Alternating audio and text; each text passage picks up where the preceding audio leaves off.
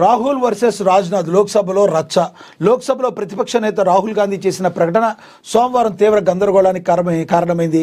సభలో రాష్ట్రపతి ప్రసంగంపై ధన్యవాద తీర్మానంపై చర్చలో పాల్గొంటూ రాహుల్ గాంధీ తన ప్రసంగం ప్రారంభంలో చైనా ట్యాంకులు భారతదేశంలోకి ప్రవేశించాయన్నారు. రాహుల్ గాంధీ ఇలా చెప్పగానే రక్షణ మంత్రి రాజ్నాథ్ సింగ్ తీవ్ర అభ్యంతరం వ్యక్తం చేశారు.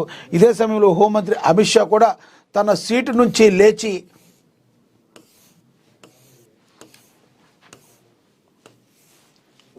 నిలబడి రాహుల్ ఆరోపణలను వాదనను తప్పని వివరించారు. అయితే మాజీ ఆర్మీ చీఫ్ మనోజ్ ముకుందన్ నరావణే ఒక పుస్తకం రాశారని రాహుల్ గాంధీ అన్నారు. అందులో చైనా చొరబాటు గురించి ఈ వాదన చేశారు. దీనిపై రక్షణ మంత్రి మాట్లాడుతూ అలాంటప్పుడు పుస్తకం ఏది ప్రచురించలేదన్నారు.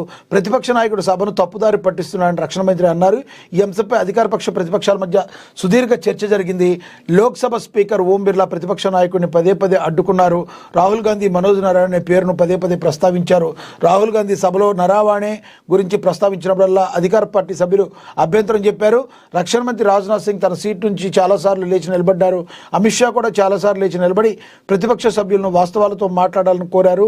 రాహుల్ ప్రసంగాన్ని పదే పదే అడ్డుకోవడానికి బీజేపీ ప్రముఖులు మరి ప్రయత్నించారు. చైనా ఏదైతే ఉందో మరి యుద్ధ ట్యాంకులు భారత్లోకి వచ్చాయని రాహుల్ గాంధీ మరి మాట్లాడడాన్ని మరి రాజ్నాథ్ సింగ్ కావచ్చు, పలువురు బీజేపీ నేతలు కావచ్చు మరి ఖండించడం అయితే జరిగింది.